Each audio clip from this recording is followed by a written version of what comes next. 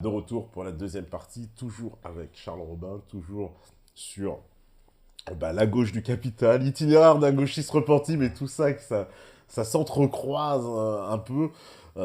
C'est cette idée que la gauche sert clairement les intérêts du capital. D'ailleurs, j'aimais beaucoup, je te le dis, la couverture de la gauche du capital Oui. avec les deux bonhommes, les deux capitalistes qui se ressemblent. Puis l'un, il avait les Nike, etc., les marques, et puis l'autre, il avait LPA, machin, Ah, mais la etc. couverture était magnifique. J'adorais l'autre, il avait un gros joint, et puis l'autre, un gros cigare. C'est ça. C'était très drôle. Non, Ça illustrait exactement en fait le concept. C'est le libéralisme économique qui correspond à l'infrastructure. Marx parle de l'infrastructure pour qualifier l'économie et la superstructure, c'est l'idéologie. Et si on admet que c'est l'économie qui détermine l'idéologie, c'est le libéralisme économique qui tient sous sa coupe le libéralisme culturel. Donc il y en a un qui travaille pour l'autre. Ouais. Donc ils sont main dans la main, mais il y en a un quand même qui est aux ordres de l'autre. C'est pour ça qu'on assiste à la... Là, on est dans la phase, pour moi, où on attaque l'identité de face profondément. On a vu un Macron, par exemple, une phrase moi, qui m'a beaucoup interpellé. Il a dit, il n'y a pas de culture française. Oui. Ça n'existe pas. Il n'y a pas de culture française. Il y a de la culture en France et elle est diverse. Ce qui est un peu d'ailleurs très bizarre quand on fait justement, on s'intéresse philosophiquement deux points. Parce que il réussit à identifier des cultures diverses, mais il n'y a pas de culture Oui, française. c'est Mais ça. les cultures qui sont diverses, comment on les identifie? Enfin bon. Oui, voilà, exactement. Non, mais Non, mais là, tu vois, justement, la réaction qu'on a, en fait, c'est la seule réaction qu'on puisse avoir, c'est-à-dire que c'est absurde. Enfin, quand je dis c'est absurde, on peut toujours trouver un sens. Hein. Moi, j'aime pas quand les gens disent ça n'a aucun sens, puisqu'il y a toujours un sens, mais ça dépend toujours du point de vue duquel on parle. Et le point de vue ici de Macron, en l'occurrence, mais c'est un exemple Oui, parmi d'autres. c'est Hein. vrai, exactement. Bah, C'est pour ça. c'est lui, Je mais l'ai pris parce qu'il est frais, voilà. il était choquant, mais il n'est pas le seul, Ouais. il y a des tas d'exemples. Ouais. Il n'y a pas de culture française, donc s'il n'y a pas de culture française, il n'y a pas de France, et s'il n'y a pas de France, il n'y a pas de présidentielle française, donc finalement, à quoi est-ce qu'il va se présenter de quoi va-t-il être le président? Que va-t-il incarner? Donc c'est assez compliqué de répondre. Il n'y a pas de culture française. Si, il y a une culture française, il y a une littérature française, il y a un art français, il y a une philosophie, Il y a une langue. il y a une langue, mais exactement, c'est là encore. En fait, le subjectivisme dont on parlait tout à l'heure, l'idée que c'est l'individu seulement qui détermine ses propres contraintes, c'est poussé à un tel degré qu'on veut refuser tout ce qui serait facteur de déterminisme. Et la culture est un déterminisme, puisqu'on pense à partir de sa culture, on pense à partir de sa langue, par exemple. Euh, quand on pense à une idée, quand on construit un raisonnement, on le fait toujours dans notre propre langue, même inconsciemment. Si bien que quand on va, par exemple, parler avec quelqu'un qui parle une autre langue, voire une langue totalement différente de la nôtre, par exemple le chinois, qui est une langue complètement différente de la nôtre, qui ne fonctionne pas du tout sur les mêmes idéogrammes, on va s'apercevoir qu'il y a des concepts qu'on utilise qui n'existent même pas dans la culture chinoise. Ce qui fait que on ne va pas avoir les mêmes problématiques parce qu'on ne va pas avoir la même façon de penser ces problématiques. On ne va pas avoir la même manière de considérer l'individu par rapport à la communauté, par exemple. Et tout ça, c'est structurant. Ça structure la pensée. Et donc, l'identité culturelle, elle intègre, c'est pas la seule, mais elle intègre aussi cette composante-là, la composante linguistique. Donc, il n'y a pas de culture française. Je pense que c'est un slogan, en fait. Rien de plus. Il ne faut pas chercher plus loin que ça parce que ce serait donner du crédit à une parole en fait, qui n'est qu'un slogan, qui permet en gros de passer l'idée que nous sommes dans une société de la diversité et que dans une société de la diversité, on ne place pas une culture au-dessus d'une autre. Donc dire il n'y a pas de culture française, c'est une manière de dire toutes les cultures sont à peu près équivalentes et elles se fondent toutes peu ou prou dans un même ensemble. Voilà, donc ça s'appelle la France, mais ça pourrait s'appeler autrement, ça n'a aucune valeur, etc. Ça n'a aucune valeur. Donc plus rien, tout est mis au même rang, tout se vaut. On est dans un monde de l'égalitarisme fou. C'est la Alors, différence avec, d'ailleurs, c'est quoi ce monde, voilà. justement, d'ailleurs, j'y ai pensé en le disant, pour qu'il n'y ait pas d'ambiguïté. Quand on dit tout se vaut, toutes les cultures se valent, dans l'absolu, oui, toutes les cultures se valent. Je vais t'expliquer pourquoi. Parce que ce qui fait qu'on va placer une culture au-dessus d'une autre, c'est simplement le fait d'y appartenir. Tu vois? Pourquoi? Parce que la culture dans laquelle on est va façonner nos critères d'évaluation des autres cultures. Tu vois? Donc quand on compare les cultures, on le fait toujours à partir d'une culture. Tu vois? Donc déjà, on n'est pas objectif. Pour comparer les cultures, il faudrait avoir un point de vue omniscient et il faudrait définir un certain nombre de critères. Tu vois et, et donc le fait de comparer les cultures, bah, c'est quelque chose d'extrêmement compliqué. Hein. Et personnellement, moi je ne rentre pas là-dedans, c'est-à-dire que je ne considère pas qu'il y ait des cultures supérieures à d'autres. Voilà. Donc je pense qu'on n'est pas dans une société de l'égalitarisme. Je pense qu'on est dans une société de l'indifférentialisme. C'est pas le problème de l'inégalité en fait, c'est le problème que le simple fait de pointer des différences, c'est perçu comme de la stigmatisation. Tu vois. Donc autrefois on considérait que la supériorité ou l'infériorité, c'était une différence qui permettait de dire telle chose est supérieure à une autre. Maintenant, ça devient la différence elle-même. Le fait qu'il y ait une différence, ce serait dire qu'il y a des inégalités. Tu vois. Donc par exemple, le fait de dire qu'un noir est noir et qu'un blanc est blanc, ce serait déjà stigmatisant. C'est déjà stigmatisant. Tu vois. Mais moi, ce que je demande, c'est si je dis de quelqu'un qu'il est noir, si je le stigmatise, ça veut dire que c'est stigmatisant d'être noir en fait. Tu vois. Donc, si je stigmatise quelqu'un en disant ce qu'il est, ça veut dire que ce qu'il est, c'est stigmatisant. Donc, ça voudrait dire qu'en fait, il est inférieur. Du coup, puisque je dis qu'il est noir, ça voudrait dire qu'il est inférieur. Donc, vous dites qu'il est inférieur parce qu'il est noir. Tu vois ce que je veux dire? Donc, on en arrive là encore à des contresens logiques, hein, purement et simplement, où constater une différence, ce serait instaurer une hiérarchie. Tu vois. Alors que c'est pas ça. La diversité, le concept de diversité, c'est bien un concept qui postule qu'il y a des différences et que ces différences peuvent être, par exemple, source de richesse, etc. etc. Bien sûr, ah bah c'est Voilà. tout un dogme. Mais si le fait de dire qu'il y a des différences, c'est déjà de la stigmatisation, il ne peut pas y avoir diversité. Tu vois. Là encore, ça ne tient pas debout. C'est une construction. C'est une construction intellectuelle, cette pensée libérale qui veut absolument tout relativiser. C'est une construction intellectuelle qui ne supporte pas les preuves des faits, tout simplement. Puisque là encore, c'est du discours, mais dans les faits, on n'applique pas ce discours-là. Dans les faits, on voit les différences. Tu vois, s'il n'y a pas de différence, quelqu'un qui est en fauteuil roulant, je ne vois pas pourquoi je lui laisserai ma place à la caisse, puisqu'il n'y a pas de différence. Il n'y a pas de différence. Ben voilà, tu vois, donc ça ne tient pas debout là encore. Ouais. Ça ne tient pas debout. Ça va à l'encontre du bon sens. Ce sont les mêmes qui d'ailleurs disent que le bon sens, c'est une notion très abstraite, on ne sait pas trop ce que ça veut dire. C'est dangereux de s'appuyer sur le bon sens parce que c'est pas scientifique le bon sens, tu comprends? C'est pas fondé. Du coup, bah, s'il n'y a pas de bon sens, moi à ce moment-là, je vais prendre ce qu'on me dit au pied de la lettre et je vais dire, bah, s'il n'y a pas de différence, dans ce cas-là, je ne vois pas pourquoi il y aurait du traitement de faveur. S'il n'y a pas de différence, pourquoi il y aurait de la discrimination positive, par exemple? Ouais, voilà, je laisse Tu vois. passer la dame parce qu'elle est enceinte. Bah non, C'est finalement, non, je la Voilà, laisse pas passer. ça Il y a pas de aboutit à ça. différence, ouais. Le discours aboutit à ça. On va dire, il n'y a pas de différence entre les hommes et les femmes. Mais pourtant, on veut instaurer la parité. Donc si on instaure la parité, ça veut dire qu'on estime qu'il faut qu'il y ait autant de femmes que d'hommes. Donc pour équilibrer. Oui, mais s'il n'y a pas de différence entre hommes et femmes, il peut y avoir 100% d'hommes, ça ne change rien puisqu'il n'y a pas de différence. Tu vois. Donc soit on est pour la parité, et dans ce cas-là, on dit qu'il y a des différences. Soit on dit qu'il n'y a pas de différence, mais dans ce cas-là, on n'a pas besoin d'être pour la parité.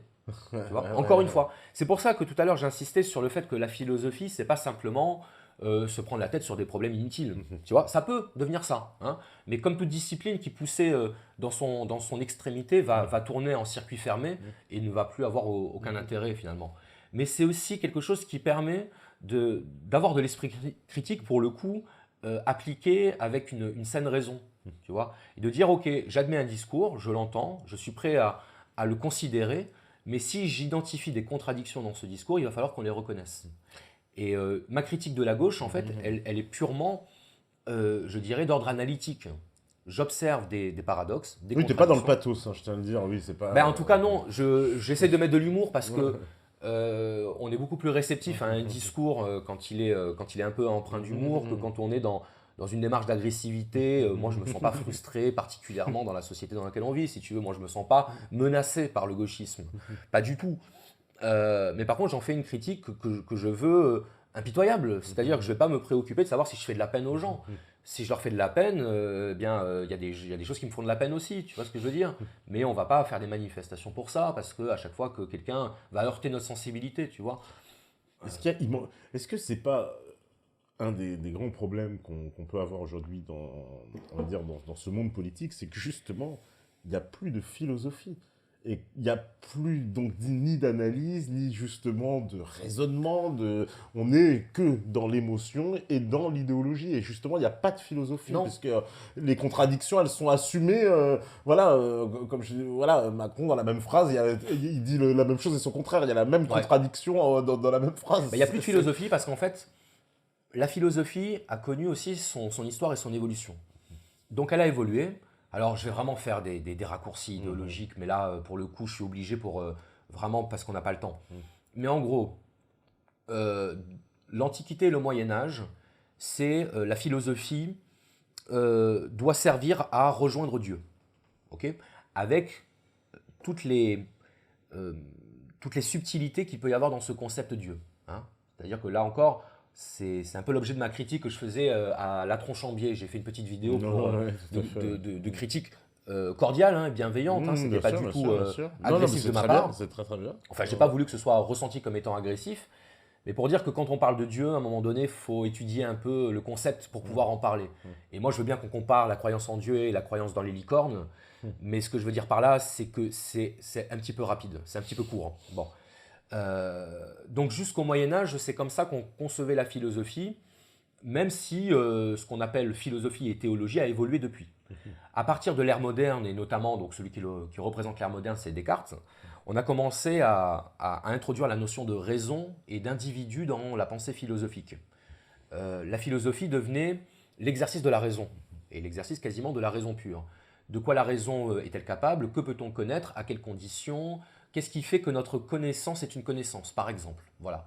Donc c'est le rejet des croyances, des préjugés. On remet en cause les fondements de nos modes de pensée. Et puis on essaie de reconstruire une pensée neuve, une pensée critique basée sur la raison. Et puis ensuite est arrivée la philosophie des Lumières, qui était la philosophie de l'émancipation et de la liberté.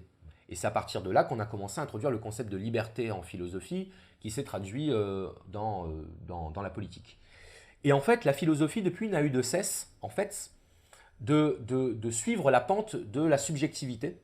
C'est-à-dire qu'aujourd'hui, une pensée antique qui va parler du rôle du citoyen dans la cité, on va trouver que c'est totalitaire, puisque l'homme doit pouvoir se définir par autre chose que par la communauté. Tu vois ? Donc ensuite, on a défini l'homme par la raison. Oui, mais c'est un peu réducteur aussi parce qu'il y a d'autres choses, etc., etc. Et finalement, on en vient aujourd'hui à définir l'homme par le droit. Et la philosophie a suivi cette évolution où tout ce qui avait un tant soit peu de solidité sur le plan philosophique s'est trouvé disqualifié comme étant le produit d'une pensée archaïque. Tu vois ? La pensée communautariste devenait quelque chose d'archaïque. Il fallait penser à l'échelle de l'individu. Et lorsque tu suis cette logique, tu en arrives au fait que la philosophie elle-même devient purement subjective. Tu vois ? Et si la philosophie devient purement subjective, ben, il n'y a plus de fondement à la pensée qui puisse être admis par tout le monde. Tu vois ? Donc même la philosophie a subi les conséquences du libéralisme dans sa pratique. Dans les années 60, il y avait le structuralisme en philosophie, qui était une espèce de conception du monde qu'on retrouvait dans les sciences humaines, mais c'était déjà un paradigme philosophique, tu vois. Donc ça participait d'un parti pris dans la manière de voir le monde, et ça aussi, ça a été considéré comme finalement justifiant l'injustifiable, etc., etc. Et ensuite, on est passé à la philosophie analytique, en considérant qu'en fait, tous les problèmes philosophiques trouvaient leur origine dans le langage, dans l'énoncé. Et qu'en gros, tu vois, et en gros, si on fait de la philosophie, c'est parce qu'il y a le langage, mais tous les problèmes philosophiques peuvent trouver leur résolution si on analyse le langage. Tu vois ce que je veux dire? Donc en fait, on cesse de penser. Finalement, la technique prend le pas sur le fond, le langage prend le pas sur les idées, et en fait, on parle de la forme et plus du fond. On va parler des mots plutôt que des concepts qu'il y a derrière les mots. Oui, c'est ça. C'est parce que on a le sentiment que donc avant, on avait une réalité, puis on a inventé des mots pour décrire une réalité, puis aujourd'hui, on invente des mots pour créer une réalité. Bah, tu as parfaitement résumé ce que je voulais dire. C'est-à-dire que voilà, les mots qui étaient censés nous aider à penser la réalité sont devenus notre réalité. Tu vois ? Et donc, c'est pour ça qu'il y a des mots interdits, par exemple. Aujourd'hui, tu peux pas dire certains mots parce que… Parce qu'on a peur, voilà, comme le mot race qui Oui, faisait voilà, par peur, on a exemple. dit on va faire disparaître et tout. Voilà, Oui, voilà, c'est ça. on veut plus le, on veut On plus fait le, disparaître le parce mot qu'en pour faire disparaître le en pensant problème. qu'en fait, voilà, en faisant disparaître le mot, on fera disparaître le Voilà, concept, tout, c'est ça, tout ce qui m'avait. c'est ça. C'est fantastique. Ouais, voilà, et là encore, on enlève le mot race. Donc, pourquoi? Parce que les races n'existent pas. D'accord, mais si les races n'existent pas, le racisme n'existe pas, puisque le racisme, c'est basé sur le concept de race. Donc, ça devient très, très compliqué. Donc, en fait, c'est ça, c'est la création de zones interdites de la pensée, tu vois. Et grâce à la philosophie analytique, ou plutôt à une certaine récupération de la philosophie analytique, on a réussi à nous faire croire qu'en fait, tous les problèmes philosophiques étaient des problèmes inhérents au langage et qu'on pouvait s'en débarrasser par une saine approche du langage. Donc en fait, il y a plus de concept philosophique aujourd'hui, il n'y a pas un courant philosophique prédominant aujourd'hui, par exemple, tu vois. C'est-à-dire qu'aujourd'hui, on est quand même à une période, alors certains me diront sans doute, oui, mais c'est parce qu'on n'a pas le recul. C'est pas faux. J'admets l'argument. Mais ce que je veux dire, c'est que dans l'histoire, on a quand même des mouvements culturels, qu'ils soient philosophiques, artistiques ou littéraires, qui sont assez marqués. Je veux dire, on est passé à chaque fois d'un mouvement à un autre et on savait à quel mouvement on appartenait. Et aujourd'hui, le seul nom qu'on donne pour qualifier notre époque, c'est la postmodernité. Donc en fait, on est obligé de définir notre époque par ce qu'elle n'est pas. Elle est postmoderne, elle est après la modernité, mais elle n'a pas d'identité en tant que telle. Voilà. On retrouve beaucoup ça d'ailleurs dans le nouveau roman en littérature, je ne sais pas si tu connais un petit peu. Dans le nouveau roman, on commence à considérer que la littérature n'est plus là pour raconter une histoire, l'histoire devient l'écriture elle-même. Donc en fait, la formule, c'est un chiasme un petit peu, voilà, qui consiste à dire c'est plus l'écriture d'une aventure, c'est l'aventure de l'écriture. Tu vois? Donc en fait, le romancier se met en scène comme auteur du livre qu'il est en train d'écrire. Et ça devient ça son histoire en fait. Donc c'est un romancier qui dit, bon ben là je suis en train d'écrire un bouquin. Et il écrit. Je caricature, c'est pas ça, hein, qu'on soit bien d'accord. Mais le principe c'est ça. Le principe c'est ça.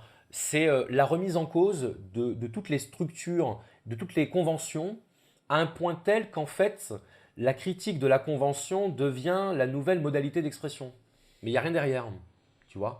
C'est, on pourrait employer le mot un peu galvaudé de nihilisme. C'est plus rien n'a de valeur en soi, si tu préfères. Plus rien n'a de valeur en soi. Donc à partir de là, s'il n'y a plus rien qui n'a de valeur, soit on instaure de nouvelles valeurs, ou soit on vit sans valeur, tu vois. En art, ça peut donner lieu à des choses très intéressantes, mais ça peut aussi donner lieu à des choses assez déconcertantes. Alors là, je vais te donner un exemple que j'ai découvert il y a quelques mois. Alors les métanautes retrouveront la référence, ils nous diront. Donc c'est un homme qui a fait une performance artistique. En fait, il a fait un concert au piano.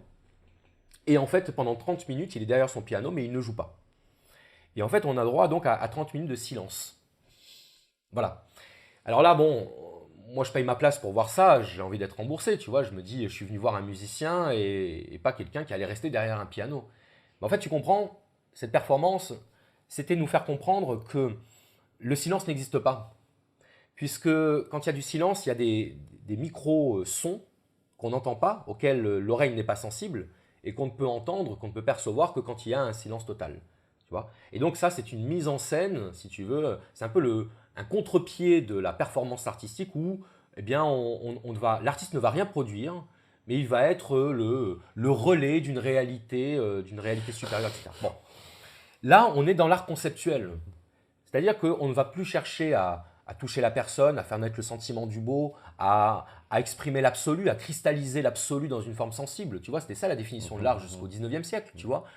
On est dans l'art comme interrogation conceptuelle du monde, tu vois. Donc on ne propose rien, en fait, on est dans la mise en scène du vide, tu vois. Et la mise en scène du vide, je trouve que ça correspond assez bien à l'époque. Ouais, oui, ça correspond parfaitement à l'époque. Toi, est-ce qu'il y a des gens comme... alors, tu en parles en plus des Sartre, des Bourdieu, des Foucault, ces gens-là, ils ont influé vers ça. Ils ont, par exemple, Sartre avec son existentialisme, sa façon de se... En plus, bon, je suis comme beaucoup, moi j'ai étudié Sartre aussi, évidemment.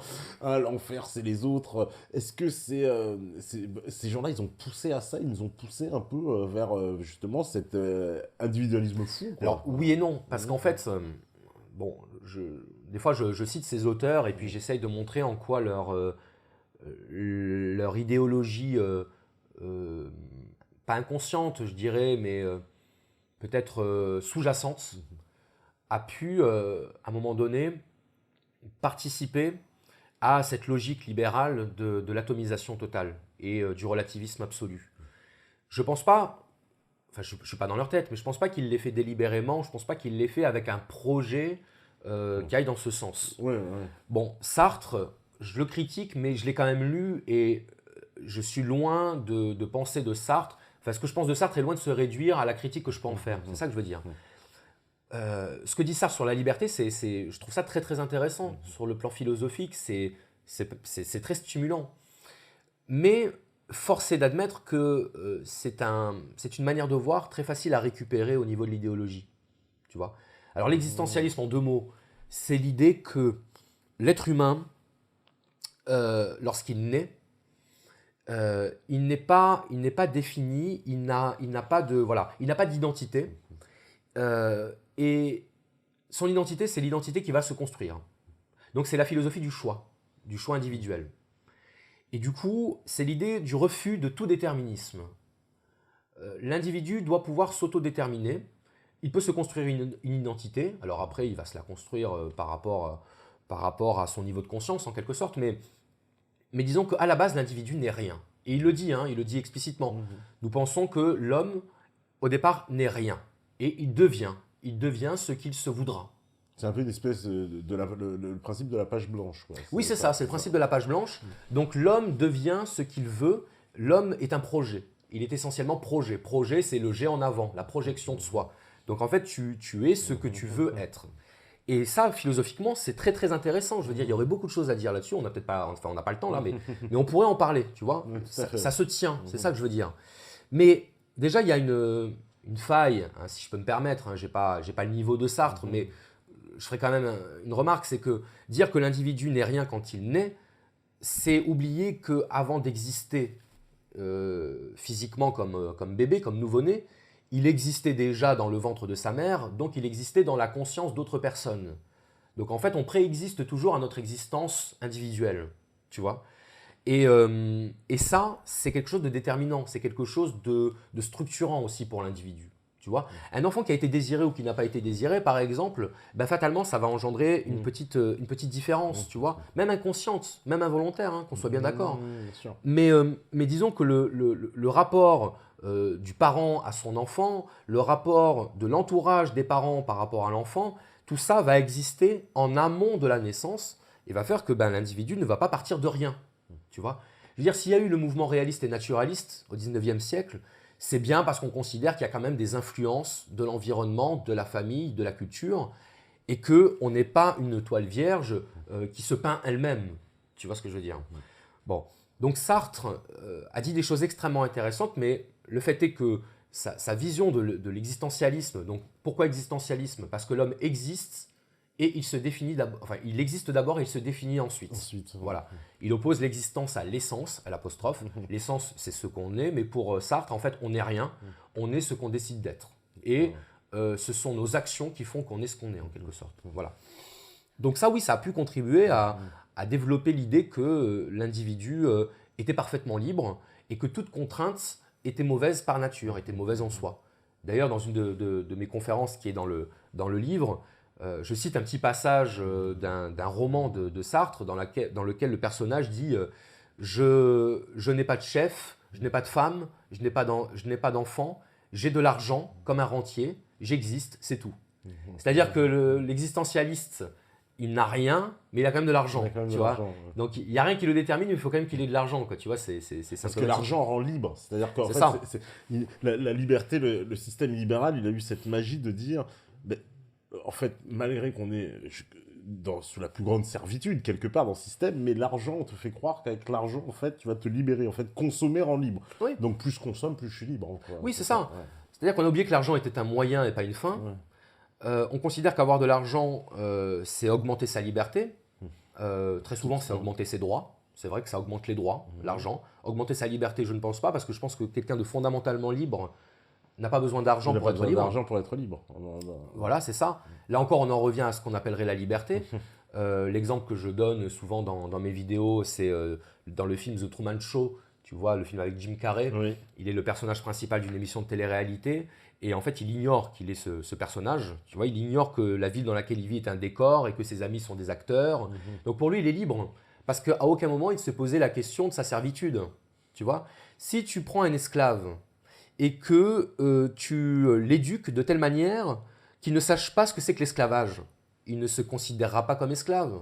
Tu vois, donc il ne voudra pas reconquérir sa liberté parce qu'il n'est pas esclave. Donc qu'est-ce qu'il faut pour ça? Il faut un bon dressage. Tu vois, j'emploie volontairement l'expression, elle est choquante. Mais parce que nous, on va dire, oui, mais tu te rends pas compte quand même, en Occident, on a de la liberté, on peut faire plein de trucs. Oui, effectivement, c'est vrai, je reconnais. Et je pense même que je préfère ma situation en France aujourd'hui qu'une situation dans un autre pays où les droits sont limités. Certes, mais ça n'invalide pas pour autant l'idée que ce à quoi je tiens dans ma société, c'est une forme d'aliénation aussi. Je tiens à des choses qui m'empêchent d'être libre, tu vois. Je tiens par exemple à ma maison, à ma voiture, à ce que je possède. Mais dans quelle mesure est-ce que je possède ne me possède pas, moi? Tu vois ce que je veux dire? Est-ce que lorsque je m'inquiète de savoir si je vais me faire piquer telle ou telle chose, est-ce que je ne suis pas l'esclave de l'objet qui est censé être à mon service? Est-ce que ce n'est pas moi qui suis au service de mon objet dans ces cas-là, tu vois? Donc on peut se poser enfin je veux dire, il y a une vraie réflexion à mettre en place aussi sur ce que c'est que la liberté, sur ce que c'est que la servitude. Dans quelle mesure est-ce qu'on n'est pas des esclaves inconscients?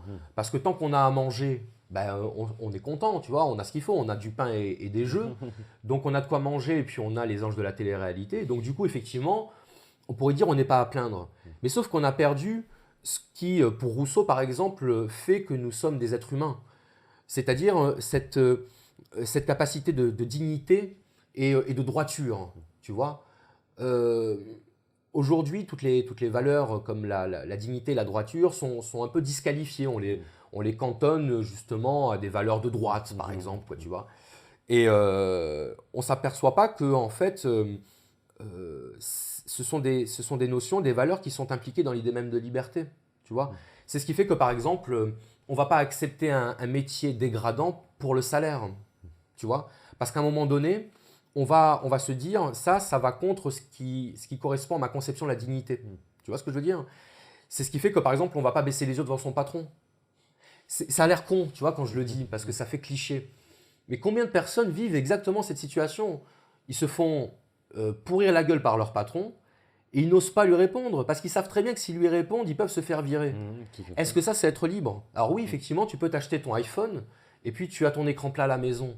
Mais est-ce que tu es libre au quotidien? Est-ce que tu es libre? Est-ce que tu as la tête haute quand tu sors de chez toi? Est-ce que tu dors paisiblement, par exemple, tu vois? Moi, je dors très paisiblement parce que je n'ai pas de problème de conscience, je n'ai pas le sentiment de faire le contraire de ce que je dois faire. Tu vois ce que je veux dire? Le simple fait, par exemple, que j'ai sorti mes bouquins alors que j'avais un poste de vacataire à l'université, je veux dire, j'aurais pu profiter de ma situation et puis mettre de côté un petit peu tout ça, les idées, la politique. Oui, c'est ça. En plus, si tu t'as mis de côté, comme ça, tu te faisais ta petite place, Voilà. à l'uni à la fac. Et puis... C'est ça. Et quelque part, même j'ai des amis qui m'ont dit à l'époque, mais t'aurais dû y réfléchir, t'aurais peut-être dû faire attention, etc., etc. J'écoutais ce qu'on me disait, mais ça n'a jamais fait sens chez moi parce que je me disais, non, mais je peux pas me lever tous les matins en me disant que je fais quelque chose qui va à l'encontre de ce que j'estime droit, de ce que j'estime juste, même de ce que j'estime beau quelque part. Puisque, en dernière instance, selon moi, la philosophie, la pensée, la politique, tout ça, c'est une question esthétique. C'est un peu le panache chez Cyrano de Bergerac, tu vois. Ce qui compte, c'est la beauté du geste. C'est pas tellement le succès, c'est pas ça qui compte. Ce qui compte, c'est de pouvoir être fier de ce qu'on a accompli parce qu'il y a la beauté du geste. Moi, quand je me suis fait interpeller pendant ma conférence parce que j'étais l'affreux soralien qui était validé par l'université, j'étais presque content que ça m'arrive parce que pour moi, c'était un truc un peu rock'n'roll qui se passait, tu vois, qui confirmait que, effectivement, j'avais fait le choix de cette indépendance. Et j'en payais les conséquences. Mais je trouvais ça normal de payer les conséquences de mon choix, quelque part, tu vois. Le contraire m'aurait dérangé d'une certaine manière, tu vois. J'aurais dit, j'ai peut-être fait quelque chose de mal, là, tu vois, pour le coup. Mais être rejeté par les personnes que tu combats ou que tu critiques, parce que moi, dans l'absolu, je ne combats pas les gens, tu vois. je fais ce que j'ai à faire, c'est tout. Et bah, je trouve que c'est plutôt une petite médaille, ouais. Oui, parce que tu racontes cet épisode-là, tu te fais un peu interpeller. Moi, il y a un autre aussi. Alors, il y a un passage qui est absolument incroyable où tu racontes cette. Voilà. Alors, je vais lire, hein, comme ça fera un peu de lecture en plus D'accord. pour le public. Alors, Scott, de son prénom d'origine Jessica, voulait être un homme depuis son plus jeune âge, tout comme son compagnon Thomas, né Laura. Tous deux ont donc réalisé plusieurs opérations afin de changer de sexe. Scott a subi une mammectomie tandis qu'une hystérectomie a été pratiquée sur Thomas. Tous deux ont pris des hormones masculines. Les deux hommes sont mariés légalement car malgré leurs différentes opérations chirurgicales, Thomas a gardé son certificat de naissance féminin. Ils vivent avec 2 enfants que Thomas a eus d'une précédente union.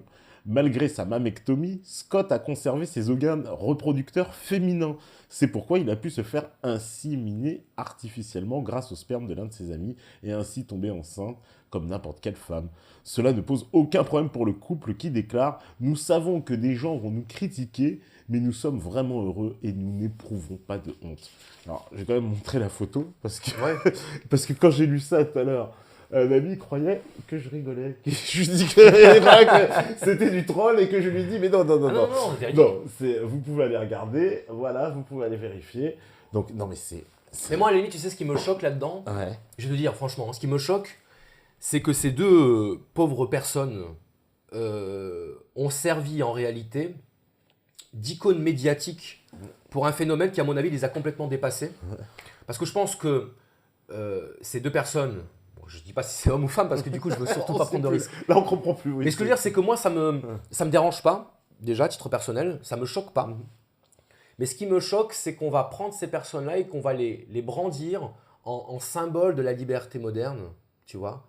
On va les exposer médiatiquement, alors que je pense que quand on fait un enfant, on n'a pas spécialement envie qu'il y ait des caméras qui viennent s'occuper de notre vie privée. Et surtout, c'est la démonstration qu'aujourd'hui, en fait, en termes de repères, ça devient très compliqué. En termes de repères identitaires. Puisque là, c'est un archétype, cet exemple. Oui, voilà, c'est parce que. Voilà, mais parce qu'il illustre bien. Voilà, il illustre bien. Il illustre parfaitement un peu Ouais. tout ce que tu expliques sur c'est justement ce droit individuel poussé à l'extrême, qu'on n'est plus soi-même, on s'invente, je veux être Voilà. un homme, je veux être une s'invente. femme parce que j'ai décidé, donc je vais pouvoir. Et la technologie, elle joue un rôle aussi parce qu'elle nous permet de faire beaucoup Bien de sûr. choses. Donc du coup, elle ouvre aussi un champ de possibilités. Oui.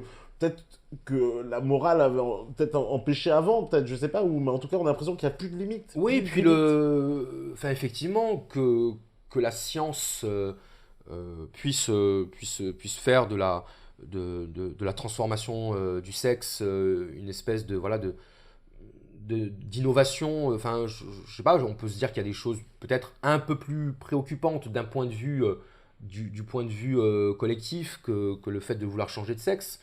Même si, le fait que ce soit possible, il n'y a pas de problème. Il y a de la technique, les gens profitent de la technique qu'on met à leur disposition, évidemment. Mais ce que je veux dire, c'est que ça met bien en scène le fait que les repères identitaires, ou plutôt les normes identitaires telles qu'elles existent, sont contredites au nom de la liberté. Qu'est-ce qui est contredit au nom de la liberté? Ce sont les normes naturelles. Tu vois.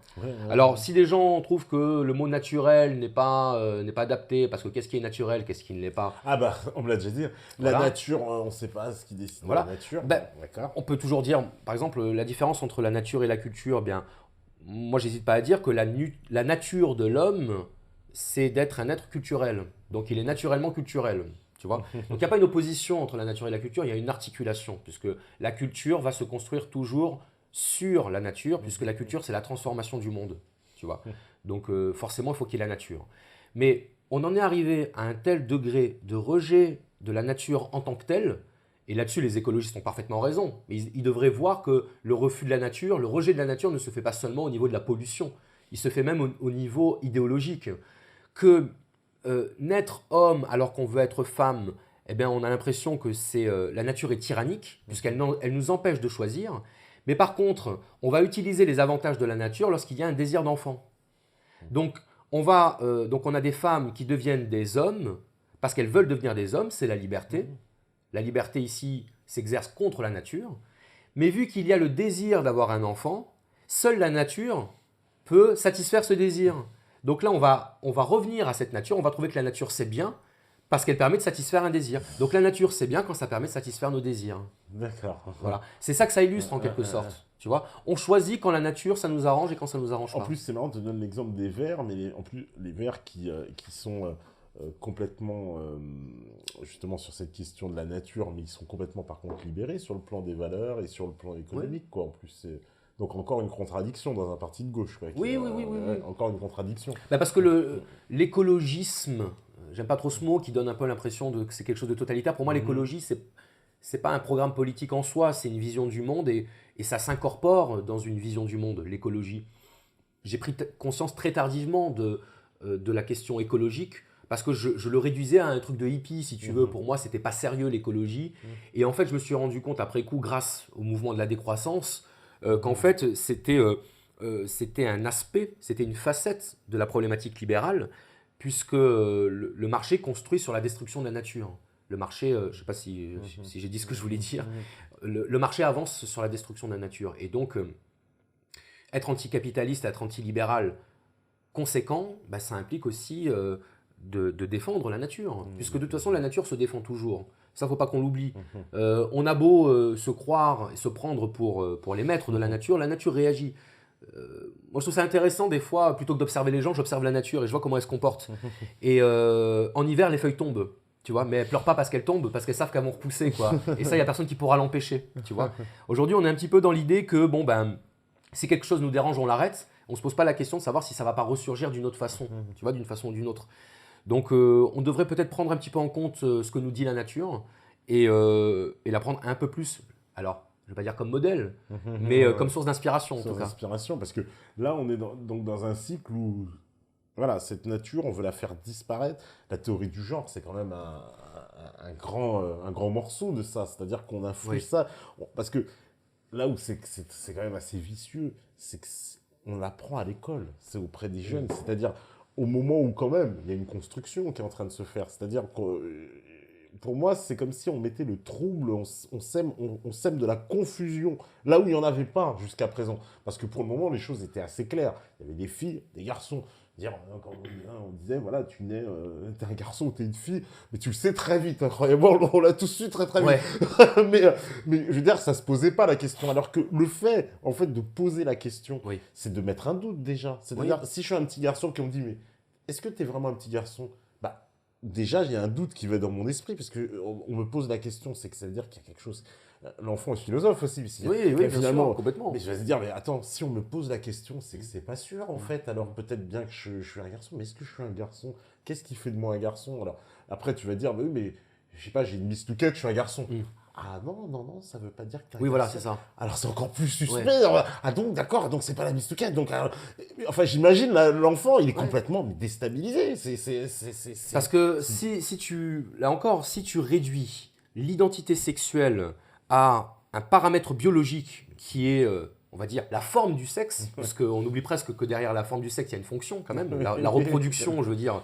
Enfin, on peut dire que si le but de l'espèce humaine, c'est de se perpétuer, c'est quand même assez bien fichu, l'histoire, tu vois, ça s'emboîte correctement, tu vois, je veux dire, ça fonctionne, on va dire, c'est viable.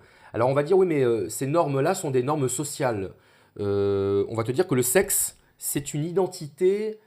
construite socialement. Construction sociale. D'accord. Mais si c'est une construction sociale, dans ce cas-là, ben, ça veut dire que des hommes entre eux peuvent se reproduire, des femmes entre elles peuvent se reproduire. Ça ne marche pas. Donc dans ce cas-là, on va dire, bon, alors ok, c'est pas une construction sociale, mais c'est quelque chose qui empêche l'être humain de s'émanciper, puisque c'est un cadre normatif. Donc c'est la nature qui devient totalitaire en fait. C'est presque un peu la nature totalitaire, parce que la nature ne peut pas changer par définition, par nature. Par nature, voilà, exactement. C'est ça. Donc si la nature est totalitaire, dans ce cas-là, eh bien, il faut renverser le totalitarisme naturel. Et donc ça passe par la technique, puisque la technique, c'est ce qui va permettre à l'homme de s'affranchir des déterminations de la nature. Et donc on en arrive là encore à des incohérences où au nom de la liberté, au nom du droit, par exemple, au nom du droit pour un couple de changer de sexe, etc., ou de recourir à procréation médicalement assistée, etc., etc., eh bien, on va manipuler la vie sur le plan technique. Tu vois, on va utiliser la technique, la technologie pour manipuler le vivant. Donc, en fait, on va remplacer la nature. Donc, on remplace le totalitarisme de la nature par finalement notre vision personnelle de ce que doit être la nature. Tu vois. Donc, bon, il y en a qui disent que c'est une manière pour l'homme de se prendre pour Dieu, d'une certaine manière.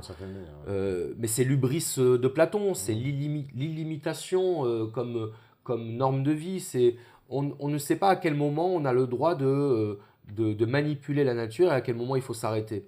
Alors là-dessus, moi j'ai peut-être une vision très à l'ancienne, tu vois, mais quand j'observe la nature, je me dis la nature met à notre disposition des ressources vitales.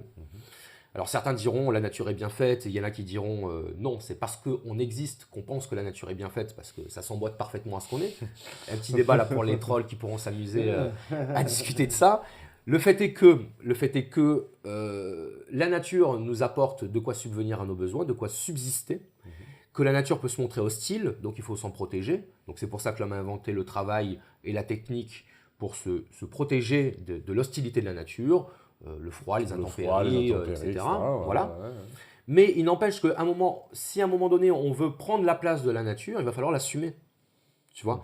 Et si par exemple il y a un grand cataclysme naturel qui se produit, j'aimerais savoir ce que ceux qui manipulent la nature ont prévu pour survivre à ce grand cataclysme. Par exemple, c'est un exemple. On a un petit peu tendance à vouloir jouer avec des forces qui nous dépassent un petit peu.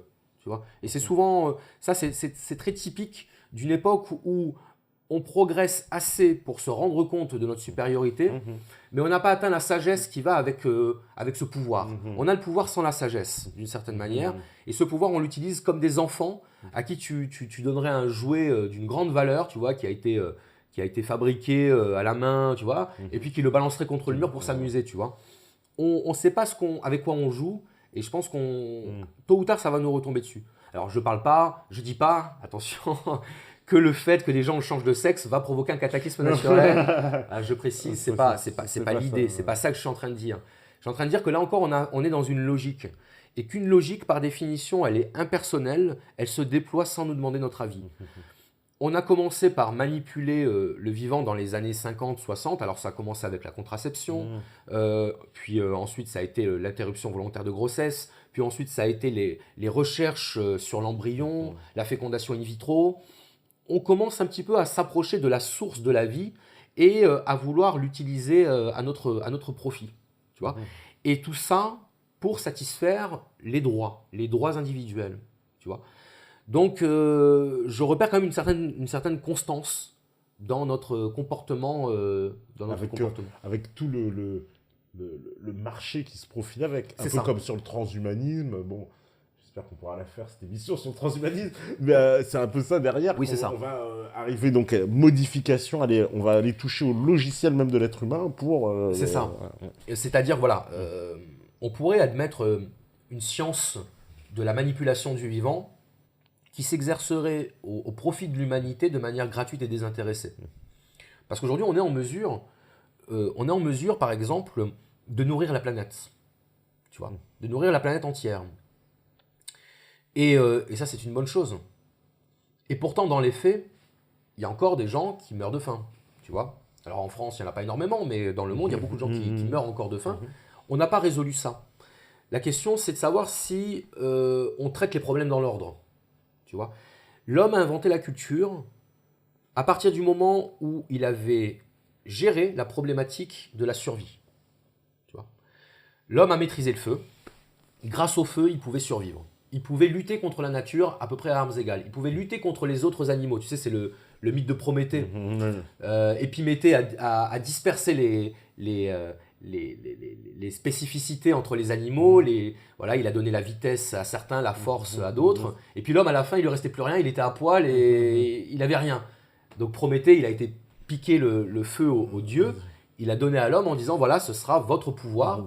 Ça représente à la fois le pouvoir technique, le feu, je veux dire c'est la base de la technique, et puis c'est aussi symboliquement ça représente l'intelligence, c'est la flamme de l'esprit, tu vois. Donc l'homme a inventé la culture lorsqu'il avait géré la problématique de la survie. Donc il est passé de la survie à la liberté, et puis éventuellement au bonheur. Il a recherché la liberté et le bonheur. Le problème, c'est que cette liberté-là, elle s'est exercée finalement à l'encontre de la nature au lieu de s'exercer en collaboration avec la nature. Je disais tout à l'heure, la nature produit tout à profusion, en abondance. Mais à partir du moment où tu mets le marché, tu exploites les ressources, et elles ne servent plus seulement à survivre ou à satisfaire nos besoins, elles vont servir à produire du profit. Donc au lieu de cueillir le fruit sur l'arbre pour te nourrir, tu vas cueillir tous les fruits de tous les arbres pour les vendre. Pour les vendre. Voilà. Et dans ce cas-là, qu'est-ce que tu vas faire? Tu vas créer du stock. Et donc si tu crées du stock, eh ben, tu es obligé de créer un système économique donc, où il y aura les producteurs, les consommateurs et les intermédiaires, qui seront disons les vendeurs. Et à partir de là, tu crées l'économie, et donc tu crées un système structuré sur un déséquilibre, puisqu'on va exploiter plus que ce qu'il faut pour satisfaire les besoins. Et c'est à partir de ce moment-là que l'homme prend le pas sur la nature, et que non seulement il s'en est émancipé, mais il se montre d'une ingratitude totale avec elle. On va faire la deuxième pause, parce que je vois, il est l'heure. Et puis, la régie, elle est prête, c'est parfait. On revient juste après, toujours sur Meta.tv.